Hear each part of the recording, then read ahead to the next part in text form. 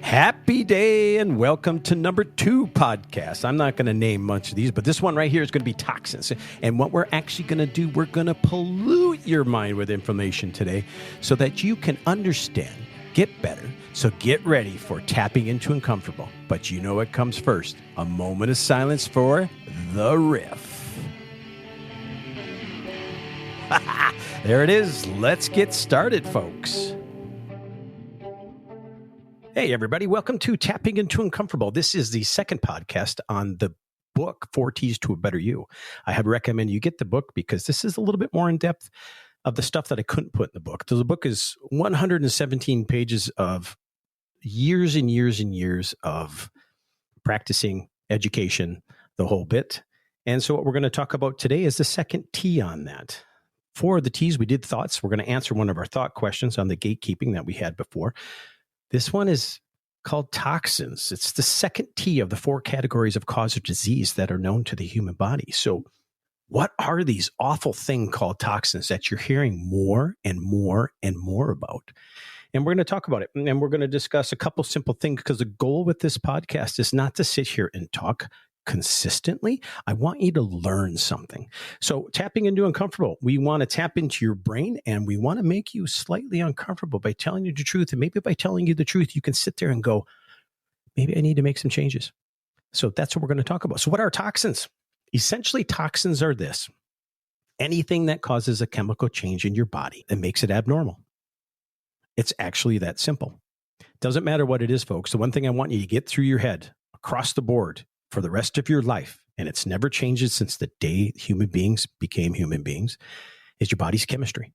It's all about chemistry. Positive, good chemistry, the way your genetics, the way your body was made to do, will give rise to good health. So toxins are anything that comes in and changes that and robs you of that. So it can be bacteria, it could be viruses, it could be radiation, too much of it. A little tiny bit is actually healthy for resilience. A little bit of bacteria is actually really good for you. A little bit of viral infections actually build resistance, build immunity.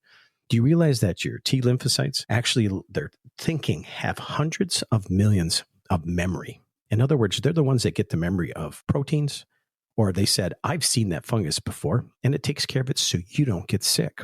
So that's what toxins can do in very, very small amounts. So toxins in small amounts, your body does pretty well. So let's give you an example. So apple seeds. What's amazing about apple seeds? Apple seeds have a small amount of cyanide in them. Fascinating, isn't it? It's a cyanide compound. So if you eat a couple apple seeds, really no big deal. But what if you're pounding them? What if you're eating them like crazy? Can that same thing then be toxic to the human body? Of course it can. You have to eat a bunch of them, but essentially it can't cause issues. Bacteria, our friends, right? All we ever do in science and when it comes to the human body is we beat and beat and beat on bacteria as being bad. My friends, bacteria in your body and for your body can be very good for you. Where we get in trouble with bacteria in the human body as a toxin is when it gets out of line, where it belongs, where it goes where it doesn't belong. So E. coli, we have trillions of those. But when they get where they don't belong, now they could kill you. So that's another toxin. The whole purpose of chemistry in the human body is for adaptation. That's the goal. The body wants to adapt to its environment so it continue moving on. And then at the end of the day, when universal intelligence comes back, even though it's there the whole time, it's going to take back what you borrowed. Now, if you look in my book, I actually call that universal compost. It's my own term to say you were born from the stars and you're going to have to give it back. You're actually going to be recycled. And actually, bacteria help us do that. So the biggest thing I want you to understand also is bacteria are single-celled organisms, parasites, some fungus, some yeast. Well, that's what they are all part of your microbiome. Now, your microbiome, what you're going to hear as the decade goes by, you're going to hear more and more and more. In your body, you have, depends on the article, let's just say 50 trillion cells of bacteria and other single-celled organisms that help you be you. I think it's going to be the next greatest advancement in humanity when we actually figure out even a little bit of what those bacteria are doing for us. They're finding out they're fixing estrogen in women. We're finding out that We have cells in our small intestine, not bacteria, that actually give rise to 80% of serotonin, a neurochemical. Then they store it. Then they send it to the human brain. This is coming from your gut. It's truly amazing. And then what you're going to find with these toxins too, going into the gut, is your immune system is totally wrapped up in it. So toxins, do you need some? Yeah, you sure do. But you just don't need a lot of them, and you don't need the bad ones. So I'm going to give you 2 really simple things to remember for the rest of your life. Are you ready? Really simple. That's the goal here. 2 words I want you to remember when it comes to toxins. The word on and the word in. That's right. You heard it here first. What you put on your body and what you put in your body, and we can use in a little bit different, is what gives rise to toxins. So fascinating article I was reading the other day. Everybody loves turmeric, right? Everybody, turmeric. Well, in Bangladesh, there was a turmeric producer, and what they found is that you really enjoy the yellow color of turmeric. So what they did is they took turmeric and they added lead chromate. Now, you may not know, lead chromate, big deal. What does that have to do with anything? Well, they put lead chromate in turmeric, and that's what gives busses its yellow color. So what they were doing is they were adding lead chromate for you, the consumer, to go, look at how beautiful that turmeric is. Look at the yellow. And what were we doing? It was 500 times the legal limit, or the limit that you should be putting in your body of lead. So you were taking turmeric that you thought was good for you, and at the same time, you were poisoning yourself with lead chromate. These are the things you have to understand. So that's something you put into your body. Now let's talk about on your body. That's even a little bit more simple. It could be the radiation from the sun. You know not to burn. What's it going to do? Your body's going to try to adapt and help itself. But essentially what it's going to do is destroy skin or cell DNA, which is then going to give rise to cancer if you do it long enough. That's the side effect of toxins. If your body cannot adapt, it's going to cause something as severe as that. If it's not instant death from a whole bunch. The most amazing thing when it comes to toxin, it's going to be the quantity of the toxin. How much did you get? And the quality, and also the time. So how long were you in the sun? How many times did you take turmeric with lead chromate in it? Your body will be able to adapt only for so long. So remember the 2 words, on and in. Very important. You could be drinking water out of a plastic container that's so full of microplastic because it was warm and it was bottled at the source that you don't know where it comes from. It was then put in a warehouse. As it's drawing the plastics out of the plastic bottle into the water, now you're ingesting microplastics, which, by the way, in my book, you're going to find out they're everywhere. They're even been found in the human placenta. We have no idea. Microplastic is going to end up being the new toxin on the corner. We don't know what it's going to do yet. We have no data. So I think it's time that we beat you up there pretty good, but let's break down quantity. So if you have something that's really toxic and you take a small amount, you might have a chance of being okay. But the other factor I want you to realize that people don't talk about is time. It's the amount of time that you're doing the toxin. So your body has this amazing ability to store it, chemically change it, or remove it. That's how it deals with toxins, folks. Stores it, chemically alters it, then removes it. That's what's beautiful about going to the bathroom, number 1. And number 2, your body says, I'm getting rid of some of this stuff. So time is very important. How much do you get and how often are you getting it? Those are the 2 factors that's going to determine if you've become really toxic and you actually hurt your body. Toxins right now, folks, we're going to be talking more and more and more. You're going to see it more and more in society. We are extremely toxic. It's going to be a very big deal. From forever chemicals in our water to microplastics dropping down onto your roof in the rain. I don't know what the body's going to do. And let's not forget viruses. There's specific viruses to the human body that are toxic that we now know are linked to cancers. Cervical cancer, especially uterine cancer, herpes virus, papillomavirus, and now we're seeing Epstein-Barr. Epstein-Barr virus, your body has a tendency to fight it off with monocytes. So it gives rise to the term mono. It is a heavy, heavy player with MS right now. And what they're finding with toxic overload is, and you're going to hear it here second because they're just starting to talk about it. What happens with toxic overload, as your body tries to adapt, it can adapt and it can wall off and it can store and it can keep toxins. But what ends up happening as you age, Some stressful event to the human body or to the mind can now bring that disease out. And I'm seeing more and more of this in my office, such as a person saying, I quit smoking 20 years ago. I was doing 2 packs of cigarettes a day, every day, 7 days a week for 20 years. And finally I quit. And now 20 to 25 years later, now I'm having all these problems. That's the immune system getting a little old. But what they also found is toxins is stress. Your body says, I don't have what it takes to keep it here anymore. So now you're going to get it. Absolutely fascinating. So what do? Use those 2 words, on and in. Whatever you put on your body, know what you're doing.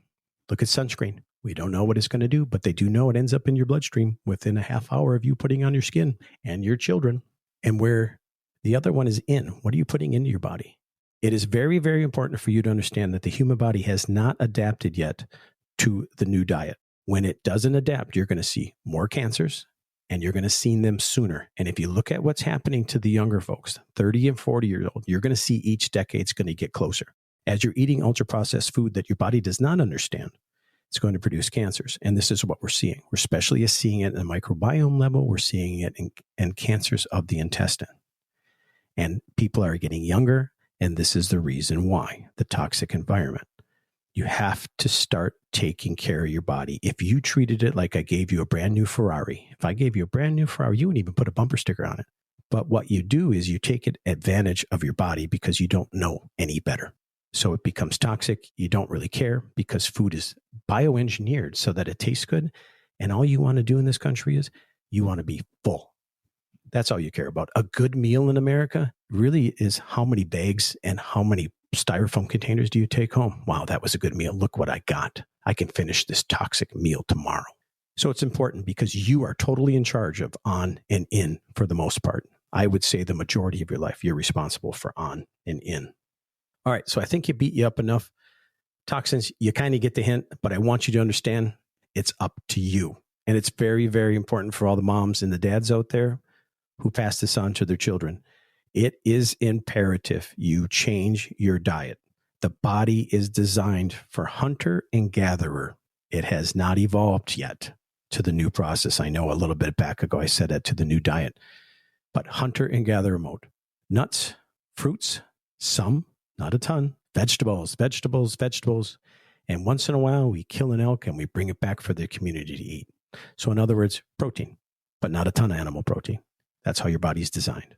Everybody's designed different, but that's what we're talking about when we talk about eating better. And we have found out through studies of tribes over hundreds, thousands of years, we've been able to study scatology, which is the study of poop. And what they have actually found is we have truly lost genuses of bacteria that we used to have that is so vital for our immune system. We don't even have it anymore in the human genome. I won't say genome, but human microbiome. Very important. We're losing it. It's going to get worse unless you turn it around for you and then you turn it around for your family. I have totally beaten up your brain with it. Now I want you to take your tinfoil hats off. Now we're going to answer that question that I gave on thoughts, which was on gatekeeping. Now, gatekeeping, remember, it's the new term out there that says your story, you trumped my story, and I don't think that's very good because I need to speak my story. And I asked, is gatekeeping good? I think gatekeeping is okay in the majority of the cases. I think somebody that says, hey, when I used Confucius, that I'm not worried. I was worried about not having shoes until I met a man with no feet. What happens when we're blaming people for their stories? We're not using resilience, because what I needed in my life is I need to know that people have had it worse. I've had people that have had it so bad, and I had talked to you about Bill in the previous thing, that I truly haven't had a bad day in my life. I have people that have been through some of the most horrendous things. It's almost to the point of what you can imagine after 27 years, seeing what these people go through. So what do I think about gatekeeping? I think it's a very bad term that's going to end up hurting us in the long run. I think there are people who purposely will bring up their problems, but I think you also have to look at, as a person that you're blaming for gatekeeping, I think you need a little empathy and you need to realize where they came from. And maybe they went through remarkably harder things than you do. And then what you do, folks, is you use them as a mentor. How did you overcome this thing that was so bad compared to mine, which isn't that bad? It builds resilience. One thing that helps me is, how did you get through that? How did you do that without drugs or alcohol? So gatekeeping, I think it's a new term. And I think where we're at right now is it's I versus we. And I think that's completely an I thing in society. And I think it's bad overall. And you're going to see it more and more because people want to tell their stories and they want you to know their stories. And I don't think it's good. I think gatekeeping in many instances is okay. All right. The next thing I'm going to punch you with, and I want you to, now you can put your tinfoil hats back on, your copper grounded helmets. Now I'm going to get you angry with this next one. And what we're going to do is, here's the rules. The rules that I don't know if I delineated them good enough. And what we're going to do 5 or 6 minutes as an introduction to this podcast so that you know the rules of it's time to think. In this time to think, what I want you to do is think logically. I want you to remove emotion. I'll deal with the emotion when I answer this because my answers, a lot of the times, a yes or no, black and white, are pretty straightforward. Then I'm going to dive deeper into that so you learn something. But in the meantime, I want you to get a little mad. I want you to get mad and I want you to make changes and I want you to think, and it's okay to think. I don't want you to think like everybody else. But a lot of times when we're thinking different than everybody, we want everybody to know, and I don't agree with that either. So here it goes. So as it comes to toxins, are vaccinations toxins? Oh, that makes me happy to ask that question because right now, are vaccinations toxin? We just split the country. And right now you're heading under the bed and you're putting an extra layer of tinfoil on your hat. And here we go. So when we do the next podcast, I will be answering if vaccinations are toxins. So as always, I want you to be happy. I want you to be healthy. And I want you to just be.